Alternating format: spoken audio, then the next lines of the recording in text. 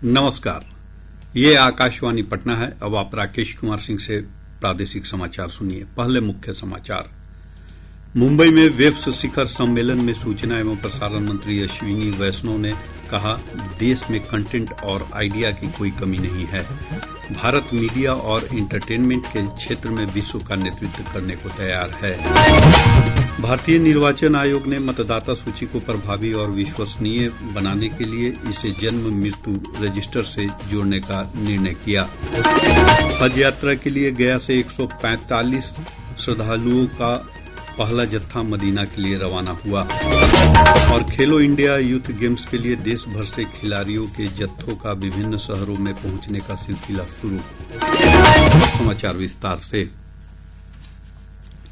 सूचना और प्रसारण मंत्री अश्विनी वैष्णव ने कहा है कि देश में कंटेंट और आइडिया की कोई कमी नहीं है। मुंबई में वेव्स शिखर सम्मेलन में वैश्विक मीडिया संवाद को संबोधित करते हुए श्री वैष्णव ने कहा कि प्रधानमंत्री ने इस क्षमता को पहचाना है।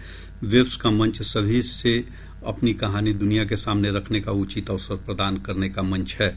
उन्होंने स्थानीय सामग्री का प्रचार करने की आवश्यकता पर बल दिया। श्री वैष्णव ने कहा कि संस्कृति ही रचनात्मकता को प्रेरित करती है और यह सीमाओं के पार भी लोगों को जोड़ देती है। उन्होंने कहा कि सभी को ऐसी नीतियों का समर्थन करना चाहिए जो सभी सांस्कृतिक रूपों को संरक्षित करे और बढ़ावा दे। क्रिएटर्स को एक अपॉर्चुनिटी मिली है अपना टैलेंट दिखाने के लिए वेव्स के माध्यम से, और माननीय प्रधानमंत्री श्री नरेंद्र मोदी जी ने बहुत आगे का सोच के हमारे नौजवानों को हमारे इस बदलते युग में एंटरटेनमेंट और मीडिया की जो दुनिया है, टेक्नोलॉजी जिस तरह से आ रही है इसमें, उस सबको ध्यान में रखते हुए वेव्स का एक बहुत ही बड़ा कॉन्सेप्ट देखा है। आज कई देशों के मंत्री यहाँ पे प्रेजेंट हैं, करीब 60 देशों से पार्टिसिपेशन हुआ है और इसमें सभी ने इस तरह के आयोजन को सराहा है।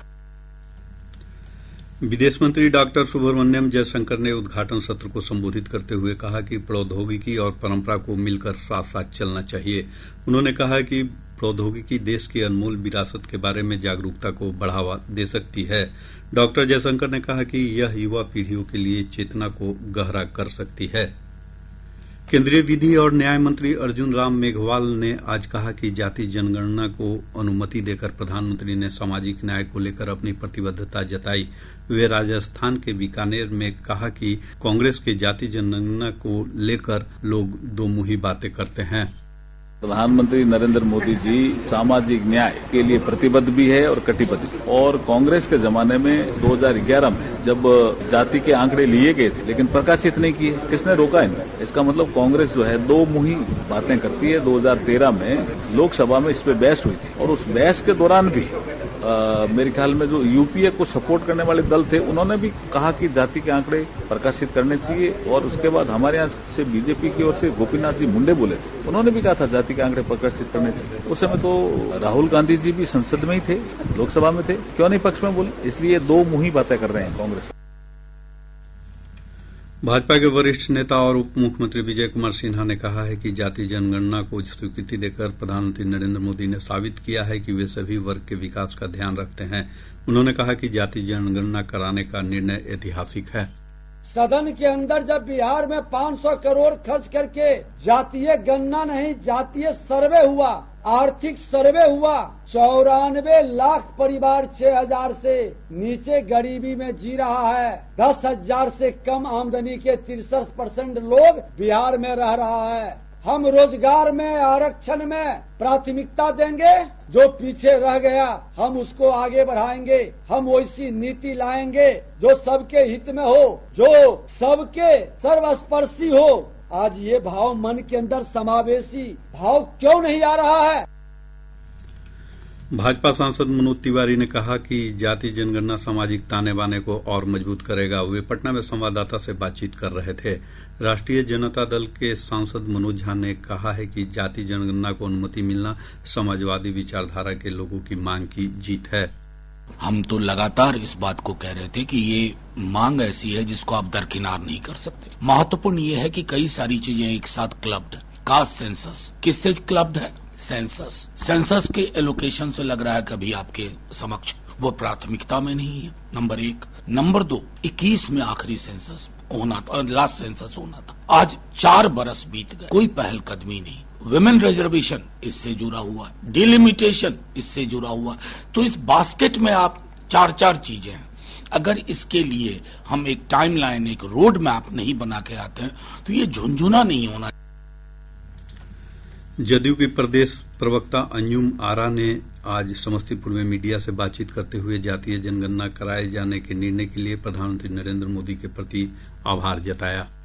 आदरणीय नीतीश कुमार जी के जो नेतृत्व में एनडीए की सरकार रही, इमीडिएट ये कानून पास होने के बाद, बनने के बाद इमीडिएट हम लोगों ने केंद्र की सरकार से, आदरणीय नरेंद्र मोदी जी से आग्रह हम लोगों ने पत्र के माध्यम से भेजा कि इसको 9th शेड्यूल में शामिल किया जाए। इन द मीन टाइम उसके बाद जो ये कानून निरस्त हो गया था। अब आप समझ सकते हैं इस बात को कि देश का विपक्ष या फिर बिहार का विपक्ष किस तरह से राजनीतिक पाखंड कर करके आवाम को गुमराह करने की ये लोग कोशिश करे और साथ ही साथ क्रेडिट लेने की होड़ मची हुई है।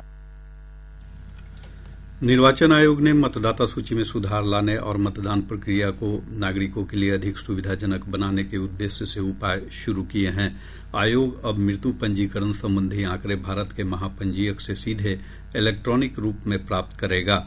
इससे यह सुनिश्चित हो सकेगा कि मतदाता पंजीकरण अधिकारियों को पंजीकृत मौतों के बारे में समय पर सूचना मिल सके। इससे बूथ स्तर के अधिकारियों, बीएलओ को भी क्षेत्रीय दौरों के जरिए सूचना की पुनः जांच करने में सुविधा होगी और उन्हें फॉर्म 7 के अंतर्गत औपचारिक अनुरोध का इंतजार नहीं करना होगा। मतदाता सूचना पर्चियों को अधिक मतदाता अनुकूल बनाने के लिए आयोग ने उसके डिजाइन को संशोधित करने का निर्णय लिया है। मतदाता की क्रम संख्या और भाग संख्या अब अधिक प्रमुखता से प्रदर्शित की जाएगी, जिसमें फॉन्ट का आकार बढ़ाया जाएगा। इससे मतदाताओं के लिए अपने मतदान केंद्र की पहचान करना और मतदान अधिकारियों के लिए मतदाता सूची में उनके नामों को कुशलतापूर्वक खोजना आसान हो जाएगा। चुनाव आयोग ने यह भी निर्देश दिया है कि ईआरओ द्वारा नियुक्त सभी बीएलओ को मानक फोटो पहचान पत्र जारी किए जाएं, ताकि यह सुनिश्चित हो सके कि नागरिक मतदाता सत्यापन और पंजीकरण अभियान के दौरान बीएलओ को पहचान सके और उनके साथ आत्मविश्वास से बातचीत कर सके। प्रादेशिक समाचार आप आकाशवाणी पटना से सुन रहे हैं। ताजा समाचारों के लिए आप हमारे एक्स हैंडल AIR_News पटना पर जा सकते हैं। सर्वोच्च न्यायालय ने डॉक्टरों को मरीजों के लिए किसी विशेष कंपनी की दवाइयां नहीं लिखने और सिर्फ जेनेरिक दवाइयां लिखने का आदेश दिया है। राजस्थान उच्च न्यायालय पहले ही यह आदेश दे चुका है। दवा कंपनियों की मनमानी से जुड़ी एक याचिका पर सुनवाई करते हुए शीर्ष न्यायालय ने कहा कि यदि इस निर्णय का पूरे देश में पालन किया जाए तो इससे महत्वपूर्ण सुधार हो सकता है। मुख्यमंत्री नीतीश कुमार ने आज बिहार राज्य हज समिति द्वारा पटना में आयोजित शुभकामना संदेश दुआइयां मजलिस कार्यक्रम में भाग लिया। इस दौरान मुख्यमंत्री ने हज भवन में आयोजित कार्यक्रम में हज यात्रा पर जाने वाले श्रद्धालुओं को शुभकामनाएं दी। हज यात्रियों का दल इसके बाद गया के लिए रवाना हो गया। गया पहुंचने पर भी उनका स्वागत किया गया। यहां गया हवाई अड्डे से 59 महिला सहित 145 हज यात्रियों का जत्था मदीना के लिए रवाना हुआ। बिहार राज्य खेल प्राधिकरण के महानिदेशक रविन्द्रन शंकरन ने बताया कि खेलों के महाकुंभ खेलो इंडिया यूथ गेम्स की तैयारियां पूरी कर ली गई हैं। आकाशवाणी समाचार से बातचीत में उन्होंने कहा कि बिहार इस भव्य आयोजन का साक्षी बनेगा। खेलो इंडिया यूथ गेम्स का मेजबानी जिस दिन बिहार को मिला उस दिन से तैयारी शुरू हो गया और तैयारी का मुआयना करने के लिए, रिव्यू करने के लिए हमारा माननीय मुख्यमंत्री जी श्री नीतीश कुमार जी के द्वारा हर जगह पर जाके तैयारी का वो खुद रिव्यू कर रहे हैं और कुछ सुझाव भी दे रहे हैं। जैसे कि आज राजगीर गए थे, कल गया गए थे, परसों पटना आए थे। तो आप इसी से अंदाज लगा सकते हैं कितना इन्वॉल्वमेंट पूरा बिहार सरकार इसमें है और ये एक प्लेटफॉर्म है जिसके माध्यम से ये स्थापित होगा कि बिहार आज की तारीख में खेल की दुनिया में एक सुपर पावर हाउस बन गया है और इसमें करीब 8,500 बच्चे लोग आ रहे हैं। खेल प्राधिकरण के महानिदेशक ने बताया कि बड़ी संख्या में खेल प्रतिभाएं इस आयोजन से निकलकर आएंगी।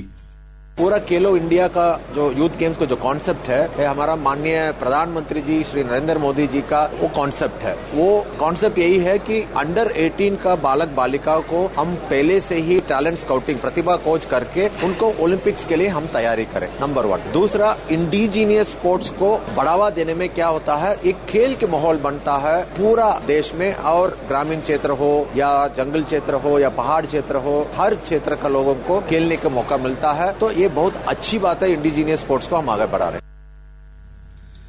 खेलों का महाकुंभ खेलो इंडिया यूथ गेम्स 4 मई से शुरू हो रहा है। इस महाआयोजन को लेकर प्रदेश में आयोजित गौरव मशाल यात्रा का आज समापन हो गया। इसे लेकर पटना में कई स्थानों पर कार्यक्रम आयोजित किए गए। इसके साथ ही मशाल यात्रा ने राज्य के सभी 38 जिलों का भ्रमण पूरा किया। इस यात्रा ने हजारों की संख्या में युवा खिलाड़ियों को प्रेरित किया और उनमें जोश भरने का काम किया। इस बीच खेलो इंडिया यूथ गेम्स में भाग लेने के लिए खिलाड़ियों के पहुंचने का सिलसिला शुरू हो गया है। आज जम्मू कश्मीर से मार्शल आर्ट के खेल गतका की टीम गया पहुंची। दल का गया स्टेशन पर स्वागत किया गया। असम की महिला खिलाड़ियों की वॉलीबॉल टीम ने पटना पहुंचने पर आकाशवाणी समाचार से बातचीत की। टीम की खिलाड़ी प्रार्थना गोगोई ने टीम के अच्छे प्रदर्शन की आशा जताई। प्रार्थना गोगोई, हम लोग बिहार में आया है और हम लोग फर्स्ट टाइम खेलो इंडिया के लिए क्वालिफाई किया है। हम लोग यूपी में स्कूल गेम्स खेला था। हम लोग बहुत कस करके लाइक क्वार्टर फाइनल तक गया था और हम लोग इससे पूरा ट्राई करेगा टू विन द मैच, जीतने के लिए बहुत ट्राई करेगा। हम लोग का टीम पूरा जोश में है कि हम लोग इस बार मेडल लेके जाएगा और हम लोग कोच और मैनेजर हम लोग का बहुत कैंप में बहुत हेल्प किया है हम लोग का क्वालिफाई। खेल आयोजन को लेकर युवा खिलाड़ियों में काफी उत्साह है। मेरा नाम मंजित कुमार हुआ, मैं रग्बी का राष्ट्रीय खिलाड़ी हूँ। बहुत खुशी हो रही है कि इतना बड़ा आयोजन खेलो इंडिया यूथ गेम हमारे बिहार में पहली बार हो रही है और इतने अच्छे से हो रही है, जो कि आप लोग देख सकते हैं कि बहुत ही शानदार ओपनिंग सेरेमनी के लिए बहुत ही शानदार बहुत सारे व्यवस्था किया गया है, जो कि लाइट शो और बहुत सारे डांस प्रोग्राम का भी आयोजन किया गया है। इस आयोजन से तो बहुत ज्यादा बढ़ावा मिलेगा। बिहार सरकार ने भी ये ऐलान किया है कि मेडल और नौकरी पाओ। इसके तहत हमारे बहुत सारे खिलाड़ियों को बिहार पुलिस दरोगा में, सचिवालय में और एकलव्य वगैरह में बहुत सारे सभी लोगों को जॉब भी मिला है। मुख्यमंत्री श्री नीतीश कुमार ने आज नालंदा जिले के राजगीर में राजगीर खेल अकादमी सह खेल विश्वविद्यालय में नवनिर्मित खेल सुविधाओं का लोकार्पण किया। गया के जिलाधिकारी डॉक्टर त्यागराजन ने तैयारियों के बारे में जानकारी दी। जो भी खिलाड़ी हैं, सपोर्ट स्टाफ हैं, टेक्निकल ऑफिशियल्स हैं, आना शुरू हो गया है। हम लोगों ने बिपाड़ में, आईएएम में, रेलवे स्टेशन में कंट्रोल रूम का स्थापना। रविवार को आकाशवाणी खेलो इंडिया यूथ गेम्स 2025 के उद्घाटन समारोह की लाइव कमेंट्री करेगा। कार्यक्रम शाम 5:55 से शुरू होगा और शाम 7:30 बजे तक या समारोह के अंत तक जारी रहेगा। यह news on air app, Prasar Bharati sports YouTube channel और डीटीएच पर उपलब्ध होगा। पटना के जिलाधिकारी डॉक्टर चंद्रशेखर सिंह की अध्यक्षता में खेलो इंडिया यूथ गेम्स 2025 के आयोजन से पूर्व व्यापक प्रचार प्रसार और जन जागरूकता हेतु आज सुबह शहीद स्मारक से इको पार्क तक गौरव मशाल यात्रा परेड का आयोजन किया गया। यह टॉर्च 4 मई को प्रतियोगिता के उद्घाटन के अवसर पर पाटलिपुत्र खेल परिसर में पहुंचेगी। पटना स्थित विशेष न्यायाधीश मोहम्मद रुस्तम ने आज भ्रष्टाचार के एक मामले में आरोपी पटना सचिवालय ट्रेजरी के पूर्व सहायक अनूप कुमार त्रिवेदी को 3,000 रुपये रिश्वत लेने के आरोप को सत्य पाकर 1 वर्ष सश्रम कारावास और 10,000 रुपये जुर्माने की सजा सुनाई। और अब अंत में मुख्य समाचार एक बार फिर। मुंबई में वेब्स शिखर सम्मेलन में सूचना एवं प्रसारण मंत्री अश्विनी वैष्णव ने कहा, देश में कंटेंट और आइडिया की कोई कमी नहीं है। भारत मीडिया और इंटरटेनमेंट के क्षेत्र में विश्व का नेतृत्व करने को तैयार है। भारतीय निर्वाचन आयोग ने मतदाता सूची को प्रभावी और विश्वसनीय बनाने के लिए इसे जन्म मृत्यु रजिस्टर से जोड़ने का निर्णय किया। हज यात्रा के लिए गया से 145 श्रद्धालुओं का पहला जत्था मदीना के लिए रवाना हुआ। और खेलो इंडिया यूथ गेम्स के लिए देश भर से खिलाड़ियों के जत्थों का विभिन्न शहरों में पहुंचने का सिलसिला शुरू। इसके साथ ही आकाशवाणी पटना से प्रसारित प्रादेशिक समाचार का ये अंक समाप्त हुआ।